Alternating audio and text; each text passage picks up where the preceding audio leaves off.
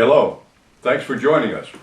It's almost about 10 years ago now when we started doing a series of our friends from the broadcasting world called Broadcast Biographies. And I'm glad for the opportunity to put them back into circulation.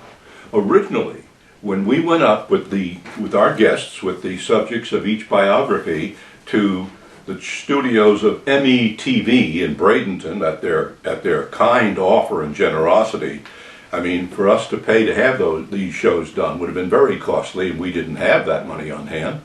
So that service was offered to us, and we proceeded to produce over a dozen biographies of our friends, several of whom are honest-to-goodness broadcast legends.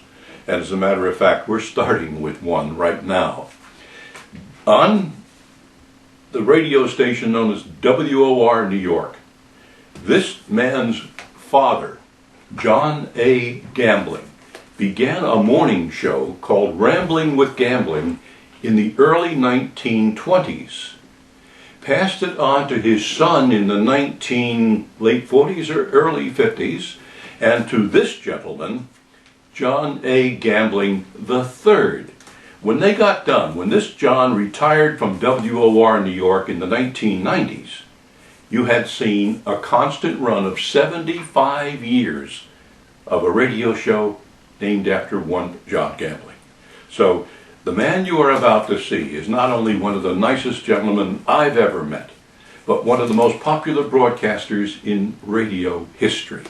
So sit back, and as we guide you through a very personal look at one of the giants of radio history, John A. Gambling. Here they are. This program was originally recorded in April of 2002, when the John A. Gambling we met at that time was warm, witty, and robust. Very sadly, John left us Thursday night, January 8th, at Venice Hospital. We present this program again as a memorial and a tribute to a dear friend.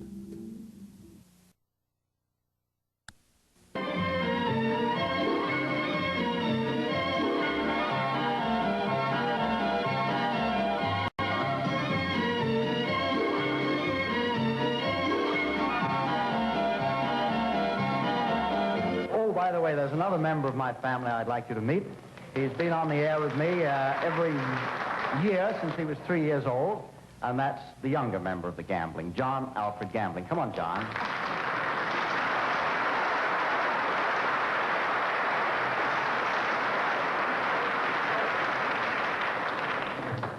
Well, I'm awfully glad to be here, too, with Dad on his 20th anniversary, and it sure is a long time.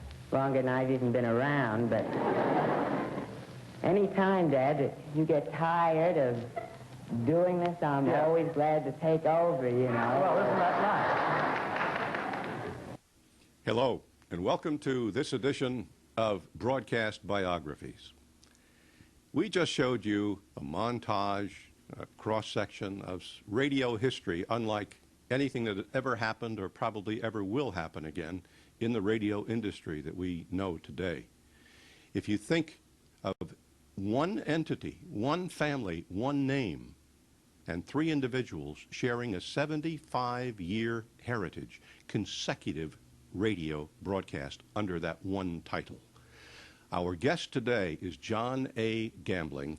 I would call John the man in the middle, because he was second in line in this incredible 75-year history. I've been described as the ham in the middle of the sandwich, so it comes down to the same thing. All right. Same thing done. With all your years in radio and mine, a little ham never hurt anybody. Boy. John, welcome to Thank Broadcast you. Biography. Nice to be here. It's a pleasure to have you here. I'll just inform our listeners that we're both Florida retirees, and we're taping in Florida, and we don't know exactly where in the country this show may ultimately be seen someday. But listen, John, when I mentioned the 75 years, and you came in somewhere in the middle, which we'll get to very shortly, but please take us back to the first Gambling, because if a person watching this show did not grow up in the New York metropolitan area, that name may not mean a whole lot. But to those of us who did grow up in New York, you were morning radio. Well, as you know, Don, radio really got its start, commercial radio, in 1922. And my father, and it's a long story how he got to be in the broadcast business, was an engineer. He was British by birth. He had been in the Navy during World War I. He got married. His wife, my mother, said, no more going to see Jack, which was his name at home. You find yourself a job, and he did at WOR in New York as a technician. And he, being the newest man on the job, was the one who got the lousy shift, and the lousy shift in those days was early morning, because who ever listened to the radio early in the morning in 1925? Little did they know that would become prime time for radio. Exactly. So it was a calisthenics program, a setting up exercise program. My father was sort of the early Jane Fonda. And he didn't look like Jane Fonda. No, unfortunately or fortunately, he didn't.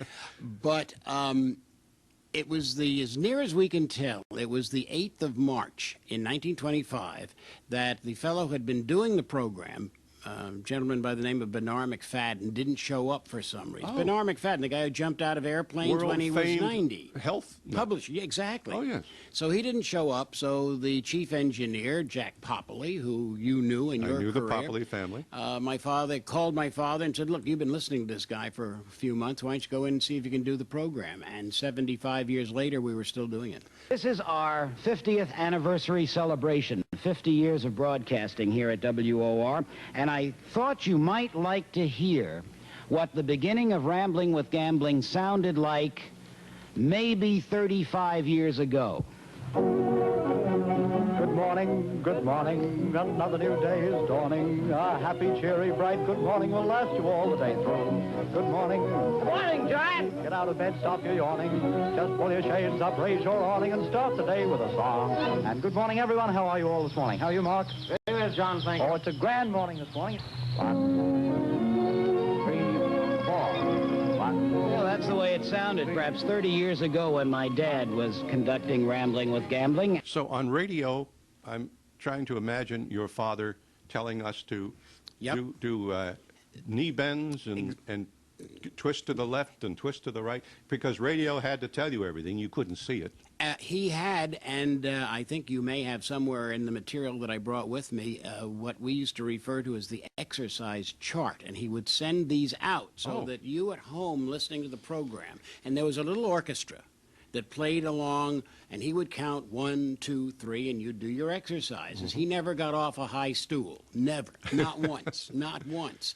But that was the way the program started. It obviously evolved into there were many other metamorphoses during the years, but that was the start. When he went on in 1925 in March, how old was WOR then? Because it's one of the pioneer stations of all of them. 3 years old. They went on the air the 2nd of February, 1922, and the only reason I remember that is it's 2/2/22.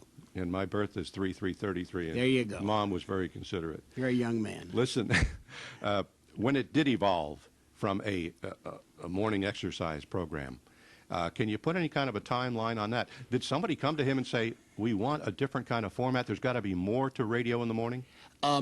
They expanded. One thing that happened was that they expanded the time. They went to he originally was only on for 45 minutes. I see. Then they went to a couple of hours. One of the major changes came, if you remember back around 1950, there was a strike of the musicians' unions nationwide. Oh, yes. And obviously, the, quote, world's greatest little orchestra, which is what my dad called this group of 4 or 5 men who were with him every morning, couldn't work. Yeah. And that was the transition right then to recorded music for the program. And fortunately or unfortunately, those 5 men never came back to work at WOR. Well, you just took a quantum leap up to 1950. Right. I want to talk more about that great little orchestra, because I listened to it as a kid, and I thought it was... Today, kids would laugh us right out of this studio, but I thought it was wonderful. Well, again, the reason they were there originally was that was the only way music found its way onto radio, was with live musicians. Yeah. So they'd come in every morning. The leader was a fellow by the name of Vincent Sorey. He played the violin. There was a piano, Mike Roscoe. There was a fellow who doubled or tripled on sax and flute and piccolo and clarinet. And and an accordionist, a wonderful accordionist who had come out of vaudeville. And the four of them could make, I must admit, because I remember listening to them as a kid, and of course I've heard recordings since then, they made a lot of music for four men, four instrumentalists. Yes, they did, and it was morning-type music. It kind of woke you up. It got your attention. Something about it, it's been so many years since I've heard even a note of that band, John, but I kind of think of the Three Sons when I listen to hear that music. Yeah. The other thing that absolutely blew my mind were the Byrds in the studio. I was going to, if you didn't, I was going to. They had some kind of a deal with the Harts Mountain Bird Seed Company. And every morning they would bring in, I would guess, maybe a dozen little wooden cages, each one with a canary in it. And by golly, these dumb birds would sing along with the orchestra when they played. I think they knew the song. Exactly. Yeah. And there was one, however, they did for a time in the 50s, tried to transfer Rambling with Gambling for a once-a-week evening nighttime program with my father as the host and the orchestra, and they would have guests. And they transferred the canaries. Well, this was live television now. This was not a pre-tape where you could edit. One of the canaries got out, flew around the studio, landed on the bald head of the accordionist. The cameraman had the good sense to get a tight shot, and you know what that bird did on the top of his head. It may have been the highlight of the whole series, because they weren't very good television programs. But is this captured on tape or Kinney somewhere? No, I don't. I've never, no. Sounds like a Johnny Carson thing. It would be a great, wouldn't it be a great bit? Absolutely. Listen, talking about the changes in the original John Gambling show, exactly when did your dad become what in today is just broadly termed a morning man in radio? When he started doing all the things that were part of your package and your son's, traffic. You know, your dad didn't have a helicopter pilot out there. But when did those elements start to come together? Most of those elements came together after he retired. Oh. He retired in 1959. I started working with him in 1951 when I got out of college. So we worked together for about 8 years. I would sub for him when he was on vacation. The last year or so before he retired, we actually worked together on the air as co-hosts, we would be called now. And then he retired, and that was when they started to really bring in some of the features that now we think of as, you know, an integral part of morning radio. That's it, yeah. He never had a weatherman. He did the weather. He never had a traffic report because they didn't do traffic reports, so obviously no helicopter. He did have after a while, I would guess, maybe for the last 10 or 15 years prior to his retirement, there were newscasters who worked with him. Yes. Names like Mark Hawley and Henry Gladstone and Harry Hennessy, those are names that our New York friends will remember. Absolutely. I'm Gladstone quite sure. was wonderful. But when I took over the program, that's when they added the helicopter. We had the first New York helicopter traffic reports. We brought in the first morning program to have its own weatherman. And we then expanded into a sports reporter. Joan Hamburg joined me early on doing consumer reports. And we started adding the pieces that have become really standard fare for morning radio all over the country. But most of it started right there at WOR. Hi, Mr. Gambling. Good morning, Joe. How are you? Fine, thank you. That's good. Here's your morning coffee, just the way you like it. Thank you. You're welcome. Say, has Fred Feldman gone by yet? He's right behind you. Follow John Gambling from 5 to 10 a.m. and Fred Feldman's traffic reports, Roger Skivenus and Peter Roberts news, Bill Corbell's weather, Don Cricky sports. Get up and go with gambling and have a good day on us. WOR Radio. We're working for you. Then I hate to keep pulling you back. No, that's okay. To Dad Sure. here, but what exactly was the content of the John B. Gambling show? program? Well, after the demise of the orchestra and the demise of the calisthenics, which didn't last very long, then it became a music and news, primarily music and news program. They had switched over to recorded music. LPs had just come in, so that there was a terrific amount of music. I did the music programming for him. I was not on the air with him all the time, but I programmed the music. And he would play what he called middle-brow music. This is anything from a Strauss waltz to a Rodgers and Hart tune. And he would do news, and he would, you know, be a morning personality. We were the first station, I believe, in the country to do school closings on snowy mornings. Oh, yes, yes. And I'll meet someone and they'll say, I used to listen to you as a kid just to hear if my school was closed. And I says, yes, and the only mornings you listened to me were the mornings when it did snow. And the rest of the time you were listening to Harry Harrison or one of the good guys on ABC. Yeah. If I'm not mistaken, WOR was the station on which LaGuardia read the funnies? I don't think so. No? Okay. I don't think so. My guess is it was probably NBC? WNYC, the city Oh, station. NYC. Okay. I think I just thought because of OR's yeah, prominence. no, I know. The other great story that may or may not be true is, of course, the Uncle Don story. The Uncle Don story, yes. Uncle Don, for those of you who are slightly younger, did a 15-minute program every evening on WOR. He would sing and play the piano, and he was the biggest thing. This was for kids, and the kids would listen in, and he would tell stories and sing little songs, and people would send birthdays in. And he would say, now, little Johnny Jones, if you're listening, there's a present for you behind the couch in the living room. And this was big stuff. Yeah. Well, the story is, and I've never been able to verify it, his biographer, Don Carney was Uncle Don's name. His biographer claims it never happened. But the great story was that when the program was over, not knowing that the microphone was still open, he bangs down the keyboard cover on the piano and said, that'll hold the little bastards for tonight. Yes. Now, this is back in the 1930s or 40s when that kind of, now you can say anything on radio. I know. Pretty much. I know, but that was a real headbanger. Yeah, and yeah.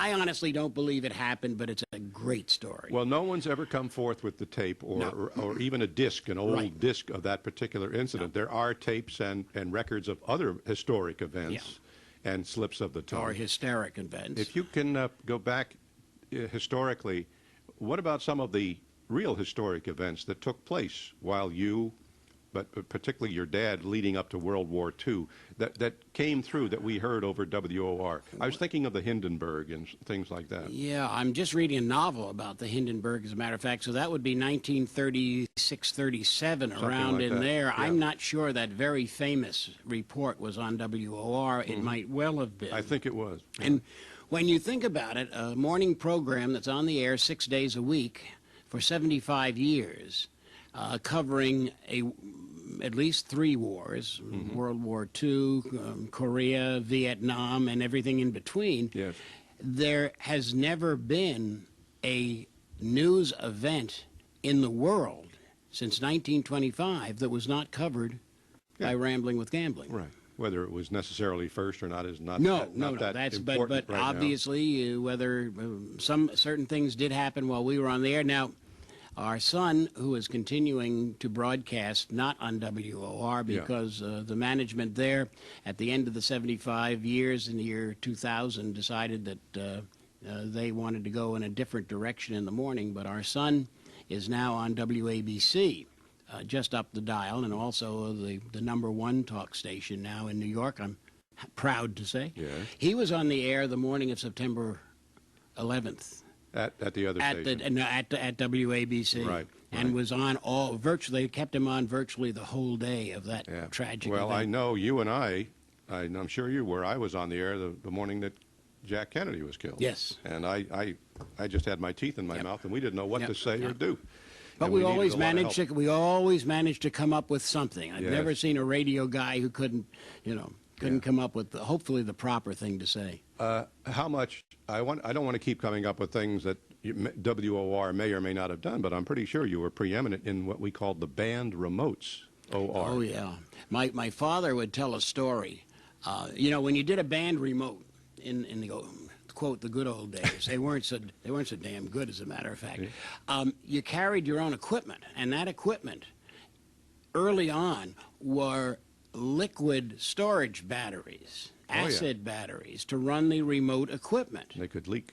They could leak, and that did not do very many good things for your very carefully pressed, and I'm sure only, tuxedo. Yeah. Well, I've heard about dance floors and actual facilities, restaurants, and dance halls that were damaged in that way with that sort of equipment. But I had some colleagues when I first got to New York in '65. I was with the Mutual Network, which you were tied in very closely with for years, with all that great early radio that we grew up with, the soaps and the Lone Ranger and all that sort of thing. Came through OR in New York, or one of the other early stations. And some of my colleagues, when I first got to New York, still could taste the remnants of being the announcers on those great band remotes. And they told me about 1440 Broadway, which was the address for this station, for John's station, WOR, where overnight discs would be pressed of the band remote from the night before, so that they became historic pieces. I don't know, whether they still exist in some library or the Museum of Broadcasting, or I'm sure a lot of them do. Yeah. So, okay, so John B. Gambling, Senior, runs from 1925 to exactly what? 1959. Wow. So that's 34 years, I guess, give or take, a couple. Not a bad run. I took over in 59, and I retired in 90.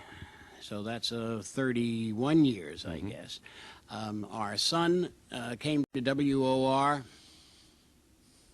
pretty much right out of college and worked at the station. He first as a weekend staff announcer, then he did an afternoon program, and then about 5 years before I retired, he came on with me as co-host.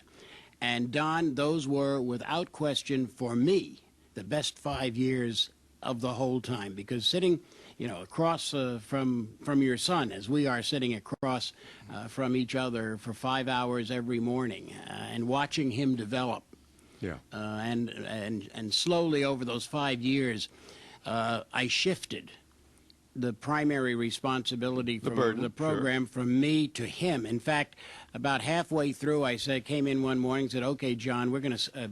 We had a desk where the host sat here and the others broadcasters were here. That's your chair from now on. I'm going to come over here. You're going to run the show, and I'm going to have some fun. Because I don't have to worry about getting the commercials in. I don't have to worry about timing. I don't have to care about logging commercials. I'm just going to sit here and have fun. And the last we did have fun. We had a great time together. Yeah.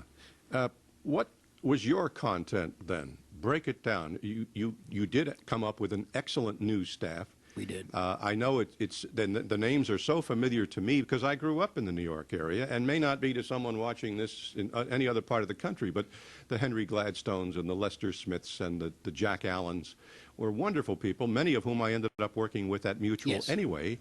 But you had a news staff. As I read and talk about the New York Daily News each morning here on Rambling with Gambling, one of my favorite bylines to find is that of Miss Kay Gardella, radio and TV columnist for the New York Daily News. Kay has gotten up, I'm sure, much earlier than usual for her this morning and joined us here in Studio 2. Kay, good morning. We had a good news staff. We had a good newsroom. I mean, it's amazing. I don't have to. You go into a radio station today, contemporary. And I don't mean contemporary in the sense of its music format, but just today's radio station. They're taking a lot of stuff off the network. They're taking it off the satellite. The staffs are very small. At our peak, at WOR in the morning, we probably had between 12 and 15 people. Live, honest, warm bodies working every morning, writing the news, reading the news, weather, traffic. Oh, yeah. So it's changed. When I first took over the program, it was primarily news and music. It was me and two newscasters and a lot of records, and that's what we did. And slowly, as they added these other services, the music took a less and less prominent part in the program until probably mid-60s maybe.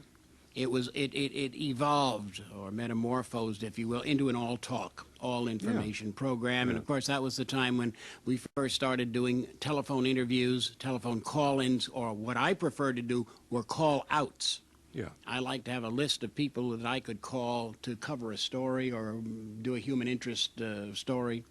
And it very quickly became an all-talk program, which it was then until the end. What about guests coming in to talk to you? Occasionally. It's very hard to get someone to get up at 6 o'clock in the morning to do a radio show. Yeah. When we can do it on the phone, or we can pre-record it the day before. We would occasionally have some live, one that I can remember, we had Dolly Parton was doing a show in New York, and she came in one morning. And I got her to sing along with her own record, which was kind of fun. Which was I don't remember now what her big hit was. And John Denver also did the same thing. Came in and spent a couple hours with his guitar and with me. And those are the things you remember. But WOR and Gambling pioneered the traffic helicopter? Yes, we did. In New York. I think there might have been one out in L.A. ahead of us. Yeah. But we were the first to do a helicopter report, traffic report, on a regular basis over New York. Was that Corbell? No, that was Fearless Freddie Feldman. Oh, Fred Feldman. Oh, yeah. Freddie, those were good days and good fun.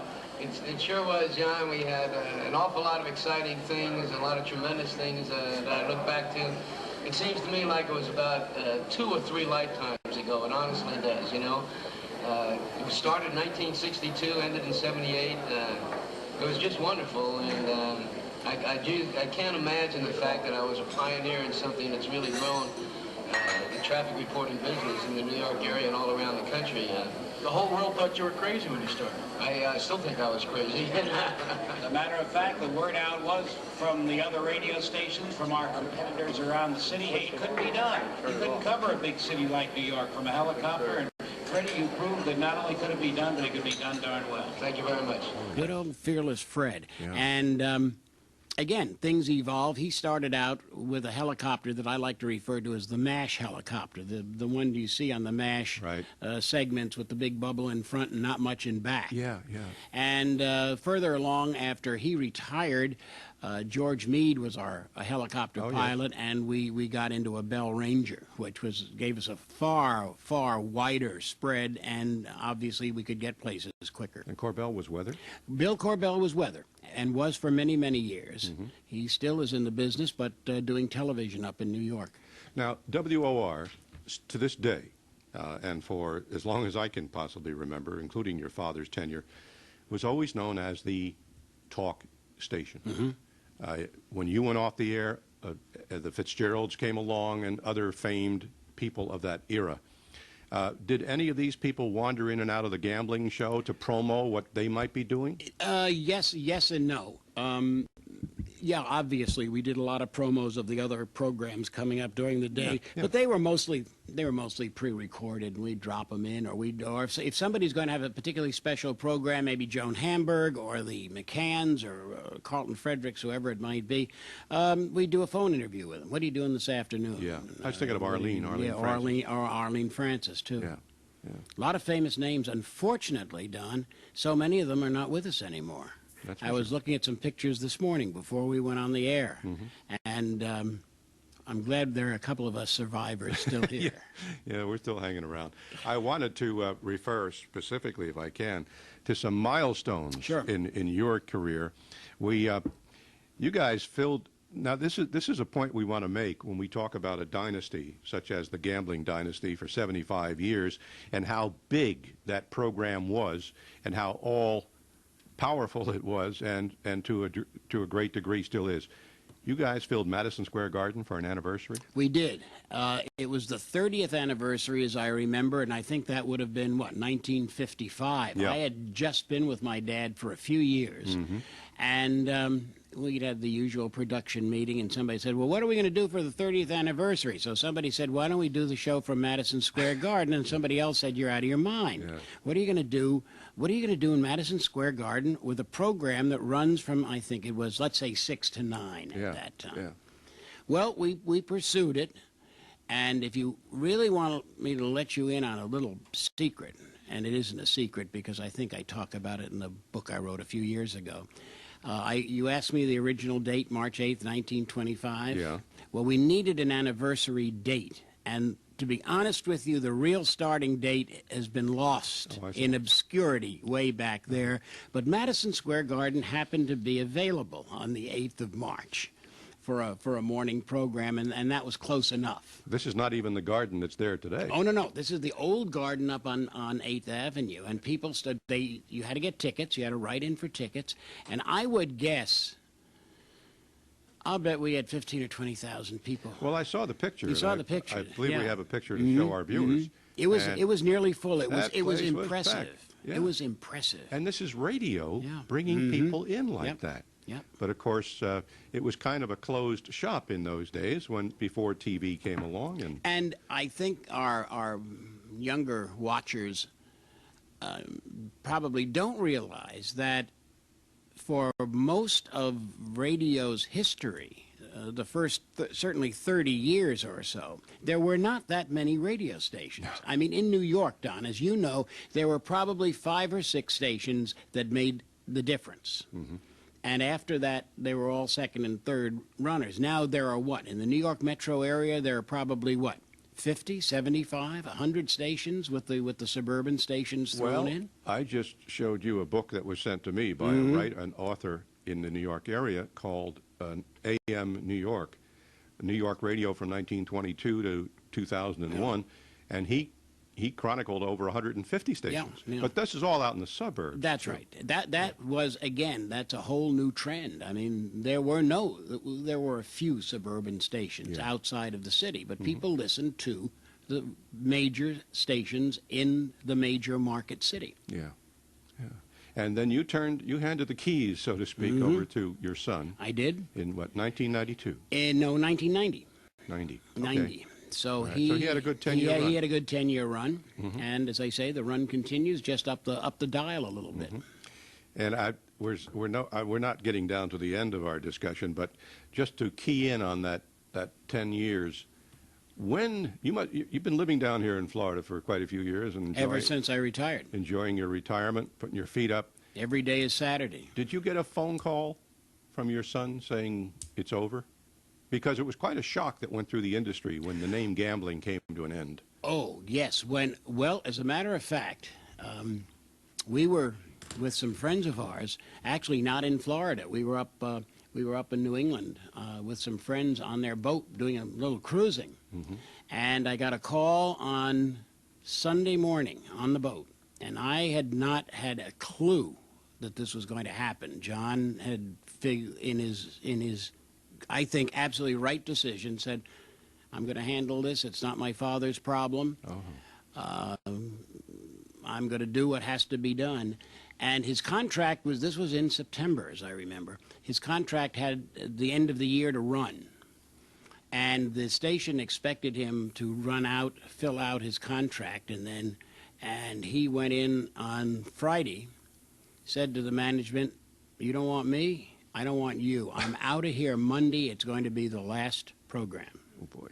So he called me Sunday and explained all of this, and he said, tomorrow morning it's going to be the last program. And I said to him, John, do you want me to be a part of that in any way? He says, Dad, I couldn't handle it. And I thought about it, and I don't think I could have either. Yeah. He did. I listened to the program. We have a tape of the program. Okay. He did an absolutely magnificent job. Not easy here at the end of a 75-year, 3-generation run to be the guy that is on the air doing the final show. Yeah. But he had some wonderful support. The governor of New Jersey, Rudy Giuliani, who was then mayor of New York, all phoned in. It was very supportive, and, well, you know what the press coverage was like. And, hey, nothing is forever. He's moved on. He's very happy at WABC. His numbers are very good, and life goes on. Yes, it's, 75 years, as I said at the outset of this program. It's never going to be touched again. No. No one has even come close. No, when we did that 20,000th broadcast celebration, which was really sponsored by the Guinness Book of Records because they recognized that this was the oldest continuous running radio program in the world. Oh, you got a shot of that. Yeah, I that think certificate so. too. That was a milestone. That was a milestone, but nothing is forever. Well, yesterday morning we did our 19,999th Rambling with Gambling program, and John, I think today marks number 20,000. Let me see. You add one. Yeah. Carry the three. Yeah, You're yeah. exactly right. No. So, John, your son has moved on. You say every day is Saturday down here. It is. I find myself as active or more active than I've been in the media, including things like this, than I've been in 10 or 15 years. You just told me before we went on, you're going back on the air on WOR. Well, no, WABC. Oh, ABC, of course. Next week, just for the morning. We're going up to visit. I've got a board meeting to go to, and we're going to visit with our children for a week. And John said, "Well, why don't you come into the city with me, and we'll sit down and chat for a couple of hours." Mm-hmm. So that should be fun. I'm looking forward to that. But other than that, I haven't done a lot, Don. No, I haven't done a lot. When asked, I get phone calls, and I'm sure you do too. Unfortunately, I get phone calls when people die. Gene Shepard was a good friend of mine from WOR for many years who passed away not so long ago. Well, I got a call from National Public Radio. And so, as I say, this is the few opportunities I get to go on the air. And I don't, by the way, I don't miss it. Are when, like you and like we are doing today, reminiscing a little bit about the business. Yeah, wonderful. But I loved every morning that I worked. Every morning was an adventure. It was all ad lib. I had a few notes, but not many. You'd sit down and you knew 5 hours later you were going to get up. And 5 hours is a stretch. But every morning was exciting. I loved every morning. But when that day came in '90 that I said so long, I really have not missed it. Well, I was going to ask you, and you were very, very emphatic about you loved every minute of it. In and out of my time in New York, which was only a mere 25 years in Manhattan. Drop in the bucket. The greatest compliment any employer ever paid to me was putting me on Morning Drive News on one of the networks, and I was always with a network. And friends of ours who were in real life with real jobs used to say, how can you do it? How can you handle it? And I would have to leave a party at 9 o'clock to get a few hours sleep so I could be awake in the morning. How did you handle it all those years? Well, you know it as well as I do. You have to, not only do you have to adapt your life to those kind of hours, but your family has to do the same thing. Sure. Now, these are not so different in a way than, let's say, a fireman or a policeman or anyone who works weird hours. Shifts, exactly. It's not 9 to 5 or 8 to 6. I would get up anywhere from maybe 20 after 3 to a little bit after 4, depending on where we lived. The last few years that I worked, we lived back in Manhattan, which is where I grew up. But while our children were growing up, we lived on Long Island, and that meant a drive into the city. And so what I would do is obviously get up, go to work, come home, and usually after lunch, I would try to get a couple hours sleep. Oh, yeah. And that was not a nap. This was out of the clothes, into the bed, pull the shades down, and sleep for a couple of hours. And that way we had a relatively normal evening family life. And when we were in the city, we used to do a lot of theater. I used to review Broadway plays, so we had to go to the good ones and, unfortunately, also to the very bad ones. Sure. And if we would go out to dinner, Sally, my wife, would let the hostess know that 11 o'clock he turns into a pumpkin and he goes home. I don't know if you brought a picture of Sally, but she is a wonderful looking, well, aren't you attractive sweet? girl. Well, she's put up with a lot. We've been married for, now wait a minute, I'm going to get the number wrong.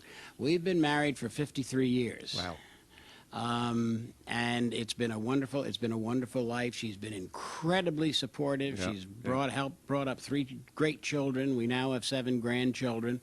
The first of whom, the oldest of whom, just got his first job in the advertising business in New York at Doyle Dane Bernbach. So the time marches on. What's that saying? The acorn doesn't fall very far from the tree. So it's all going to be... No, but she's been great, and as I say, whatever success that I've had over the years, due in large part, and this sounds very trite, but in this case it is absolutely true, due in large part to the support that she's given. She also is my very, very best critic.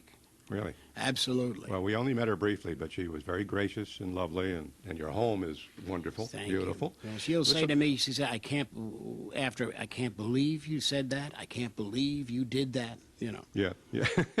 Good critic. Well, we talked about your 20,000th broadcast. On your 25th year in radio, you got a letter from the president. From then President Ronald Reagan, yes. We had there were quite a number of really nice celebrations. The Daily News printed up a front page, not that was published, but was given to me. Oh, I see, yeah. Yeah, and it was a good year. It was a very exciting year. And then somewhere along the line, John, they inducted you as why shouldn't they into the Broadcast Hall of Fame? Yeah.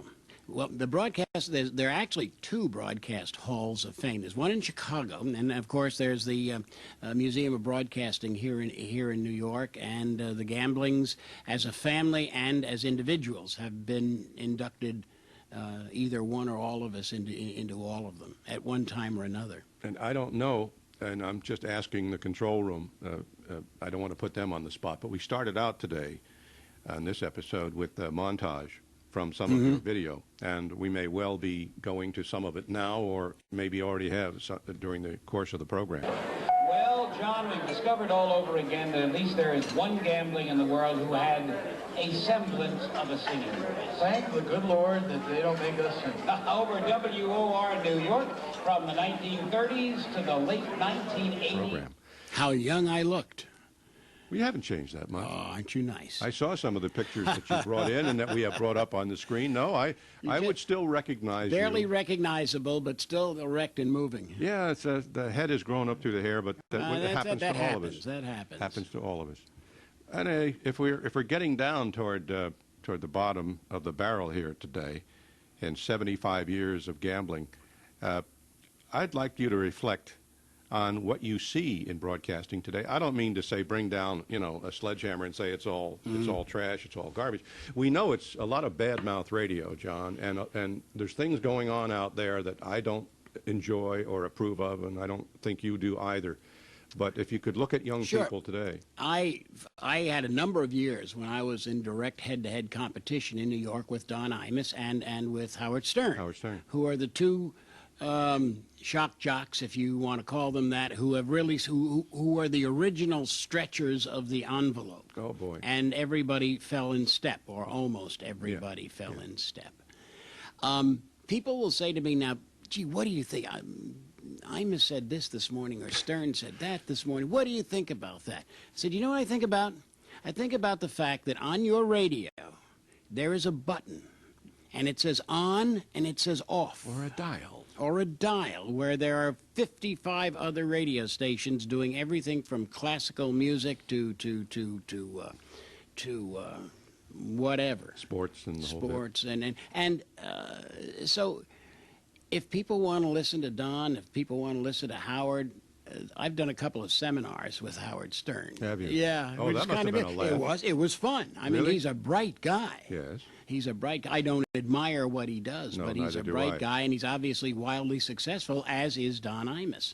So, thank God, we have one of the great things about radio in the United States, and this has always been the case, we have more choices, both in radio and television, incredibly increased when FM came in addition to AM. Sure.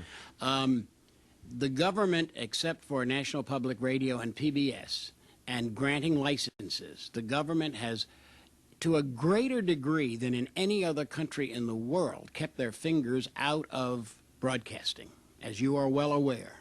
And what has been the result of that? The most viable, the most successful, the most varied broadcast menu of any country in the world. And we are very fortunate. We have, in a real sense, over a lot of years, been able to turn this into a small town in a lot of ways. And I think in their heart, most people would like to be a small town person. It wasn't that many years ago when people were sounding a death knell for radio stations across the country as far as your ability to resell them and make a buck. And it's just gone through the roof. I was in the business. I owned some stations back in the late 80s and early 90s. Yeah. And it was an exciting time. And it's one of the interesting things that has happened in the radio business. And whether I think it's good or bad, I'll argue either side. As you know, for many, many years, the FCC limited the number of radio stations that a company could own, or an individual could own 7. And then during the Reagan administration, the deregulation was the buzzword. And the result now is that there are probably half a dozen companies that probably own 80 or 90% of the stations in the country.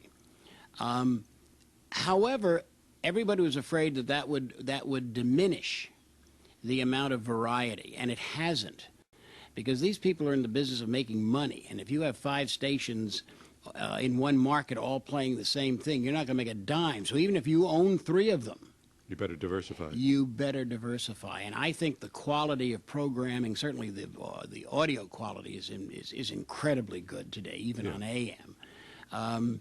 And I think the diversity of programming, and you can find damn near anything, anywhere. And this newest technique for radio, where you and your car are picking up any one of 100 channels that follows you wherever you go in the country, is going to be another whole new dimension. Yeah. Well, of course, you and I come from an era where if Uncle Don being a prime example of the, taking care of those little boys and girls, we could say things on the air that could practically bring our station down around our ears. Oh, absolutely. If it was an untimely comment or We've all done them. We've all done them. But not today. Not today. I hear jocks, hosts on radio, and I'm not going to repeat their words here because that's how I feel about it. But they think it's real smart to talk that way. The people that call in are throwing, the crude language all over the place. I don't want to get on a moral soapbox. No. But here. you and I can both remember a time, and it isn't all that long ago, when in a newscast or in some sort of conversation that you were having on the radio, the word abortion was a word that you used only very, very carefully. Oh, yeah. Well, in early TV, they didn't even say a woman was pregnant. That's right. She was with child or whatever. How times have changed, and I'll be honest with you, Don, I think it's better. Yeah, I think it's better. really? I'm a First Amendment type guy, and I don't have to listen to it. No. I got that button on my radio. Is there any way you can listen to your son down here? As a matter of fact, I do. WABC is one of the stations, and there are a lot of them around the country now, who are streaming their signal on the Internet. Okay. So I can sit at my computer trying to figure out what to do next, and there's John up in New York doing his thing. He's still a morning man. Still morning, mid-morning now, not early morning, mid-morning. Oh, mid-morning. Might not quite have to get up at 3 a.m. He likes the hours. Yeah. He likes the hours. He's on from 10 to noon. A little more human. Yes. Yeah. Well, I don't know what else we can kick around here today, John Gambling, but it's been a pleasure taking you down this road. I mean, it's a long, long road. I can't believe 75 years with... Well, please, I don't want anybody out there to think that I've been around for all of those 75 years. No, I came in a little bit later on. Let's cover that one more time. Give me the span. Your father was 1925 to... 1959. You took it from 59 to 90, and John, our son, took it from 90 to 2000. Mm-hmm. That was the 75 years. There's probably a few morning men around the country, and probably very few of them still, who gave you a running shot at that record. And I think of a friend in Hartford and so forth, who's still on the air, Bob Steele. Yeah. We have about 200 of our friends here who have joined us for breakfast. Are you all there?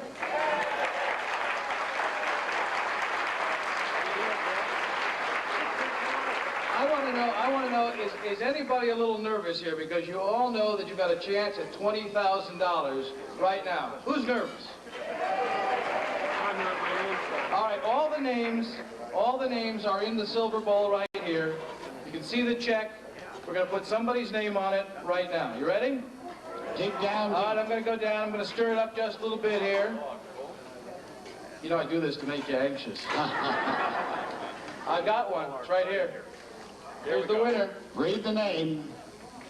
Does anybody live in New Jersey? All right. Everybody from New Jersey. Yeah, everybody from New Jersey, stand up. Stand up, come on. You don't think we're going to make this easy on you, do you? I mean, this is $20,000. If it was $10, we'd let you sit. Well, I can't do the town because the person who's going to know. Okay, here's the winner of $20,000. Louis Walensky from Manalapan, New Jersey. Where are you? Where are you?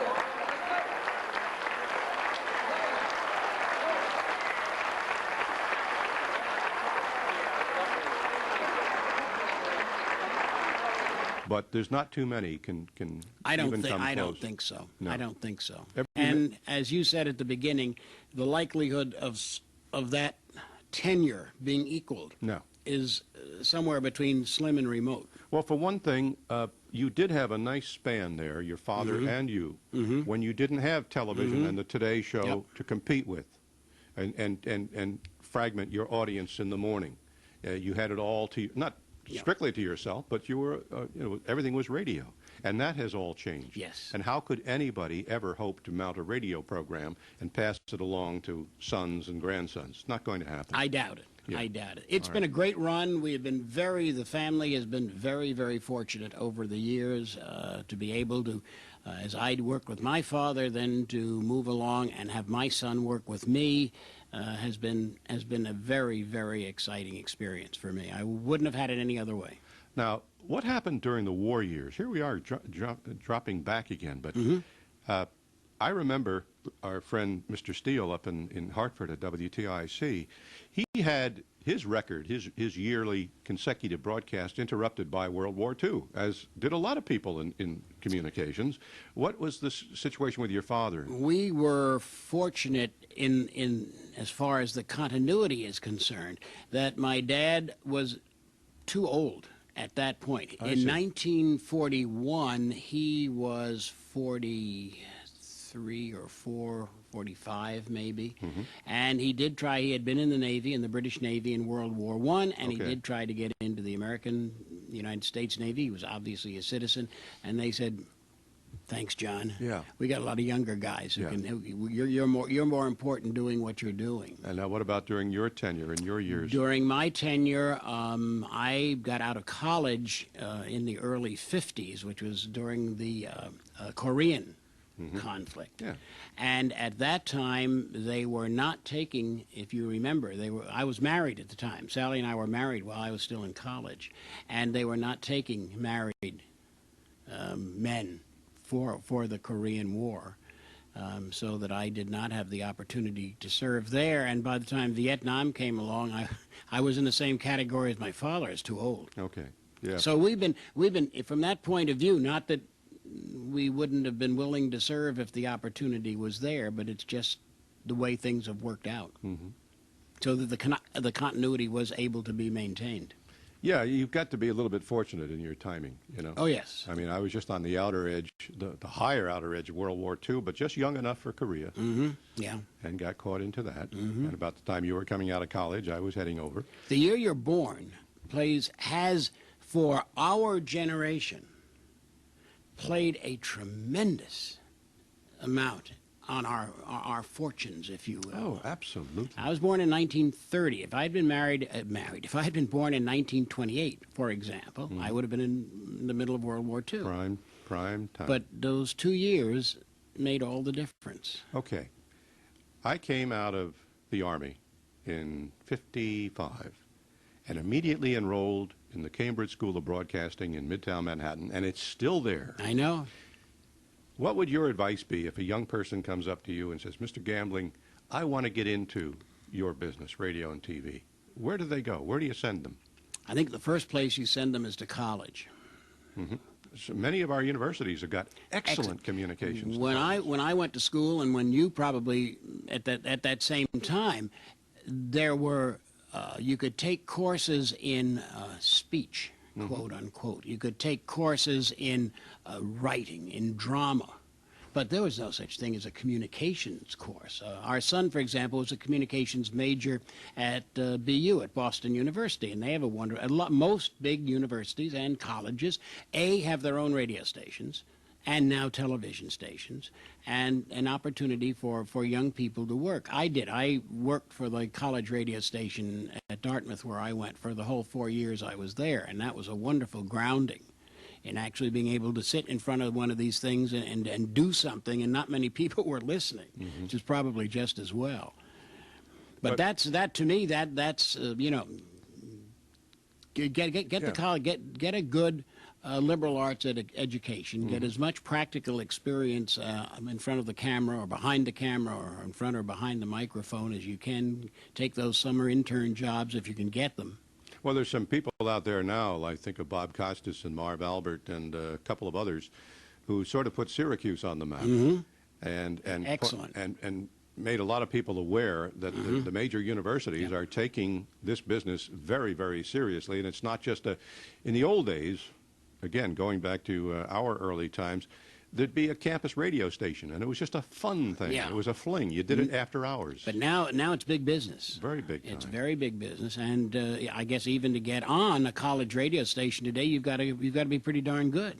Well, you don't have to go any further than this area that we're talking in, and you can go to high schools, and it starts there. And that's the place to start. Absolutely. Even I've even seen it on local newscasts. They one of the local news crews will go into a school in the Sarasota or Manatee County area, and here you've got little kids. Yep. Tiny kids doing newscasts. And one of the great advantages of the proliferation of radio stations around the country is that even though they are staffed with far fewer people, because there are so many of them, I think the opportunities for the young person to get in front of a microphone or a camera and actually work. He may not be on a 50,000 watt clear channel out in New York, and he may not be on NBC. Subbing for Tom Brokaw or something, but he or she is working. And the only way you learn this business is by doing it.